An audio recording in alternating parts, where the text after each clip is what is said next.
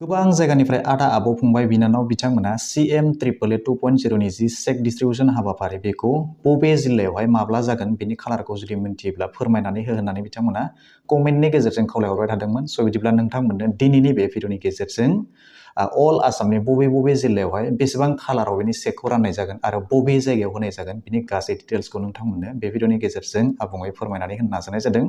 स' बिदिब्ला नोंथांमोना भिडिअखौ नायलांबाय थादो।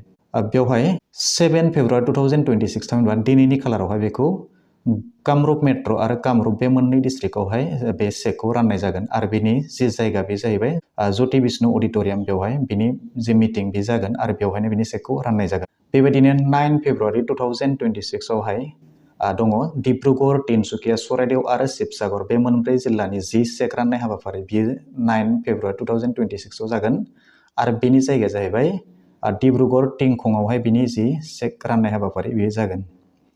बेबायदिनो बजालि, बरपेटा आरो नलबारि बियो 11 फेब्रुवारि 2026 आवहाय बेनि राननाय हाबाफारिया जागोन आरो बियो नलबारियावहाय जागोन। चिरां आरो क'क्राझारखौ जुदि नायोब्ला बेयो 19 फेब्रुवारि 2026 आवहाय बेयो जागोन आरो बेनि जायगाया जाहैबाय काजलगाव। काजलगावआवहाय बे मोननै जिल्लानि जि सेक डिस्ट्रिबिउसन हाबाफारि बेखौ राननाय जागोन। बेबायदिनो काछार, हाइलाकान्दि आरो श्रीभूमि बे मोनथाम जिल्लानि जि सेक राननाय हाबाफारि बेयो 20 फेब्रुवारि 2026 आवहाय जागोन आरो बेनि जायगाया जाहैबाय सिलचराव। बेबायदिनो बाक्सा, तामुलपुर आरो उदालगुरि बिथांमोननि खालारा जाहैबाय 16 फेब्रुवारि 2026 आरो बेनि जि जायगा बेयो तामुलपुराव जागोन। बेबायदिनो जरहाट, गलाघाट आरो माजुलि बे मोनथाम जिल्लानि खालारा जाहैबाय 22 फेब्रुवारि 2026 आरो बेनि जायगाया जाहैबाय जरहाटआव। बेबायदिनो मरिगाव, नगाव आरो हजाय बे मोनथाम जिल्लानि सेक राननाय हाबाफारि बियो 15 फेब्रुवारि 2026 आवहाय जागोन आरो बेनि जायगाया जाहैबाय नगावआव। बेबायदिनो बङाइगाव, गवालपारा, धुबुरी आरो साउथ सालमारा बिथांमोननि खालारा जाहैबाय 10 फेब्रुवारि 2026 आरो बेनि जि जायगा बियो बङाइगावआव जागोन।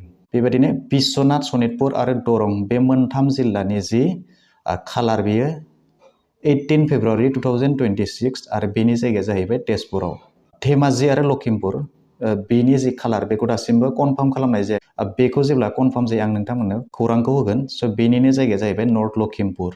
बेबायदिनो डिमा हासाव, कार्बि आंलं आरो वेस्ट कार्बि आंलं बिथांमोननि खालारा जाहैबाय 17 फेब्रुवारि 2026 आरो बिथांमोननि जायगाया जाहैबाय डिफु। बिदिब्ला दासिमाव आसाम सरकारनिफ्राय आपडेट होनाय बायदिब्ला बेफोर खालारफोरावहाय गावबागाव जिल्लानि बे सेड्युलखौ बानायनानै होदों आरो बे जायगाखौ नोंथांमोननो फोरमायनानै होदों। बिदिब्ला दासिम आसाम सरकारनिफ्राय आपडेट ओंखारनाय बायदिब्ला बैफोर खालारखौ गावबागाव जिल्लानि थामहिनबा बैफोर जिल्लानि थाखाय बानायनानै होदों। नोंथांमोना गावबागावनि जि WhatsApp ग्रुपनि जि एडमिन दङ बिथांमोनखौ नोंथांमोना खौरां लानो हागोन आरो जायफोरानोखि सेलेक्टेड जाखानाय बिथांमोनखौथ' फन खालामनानै फोरमायहरखागोन। नोंथांमोना टेनसन लानांगौनि गोनांथि गैया। खालारनि सानब्रै सानबानि सिगां नोंथांमोनखौ फननि गेजेरजों नोंथांनि खौरांखौ हरगोन। स' बिदिब्ला नोंथांमोना टेनसन लानांगौनि गोनांथि गैया। अब्ला नोंथांमोनखौ खावलायहरो आरो नोंथांमोना बै जायगानिफ्राय बै खालारनिफ्राय नोंथांमोना नोंथांमोननि जि सेक बे सेकखौ मोननो हागोन। नेक्स्ट भिडिअआवहाय आं नोंथांमोननो बबे डिस्ट्रिक्टआवहाय बेसेबां केन्डिडेट बिथांमोना सेलेक्टेड जादों आं बेनि खौरांखौ नोंथांमोननो नेक्स्ट भिडिअनि गेजेरजों फोरमायनानै होगोन। स' नोंथांमोना नेक्स्ट भिडिअखौ नेनानै थाब्लानो जाबाय।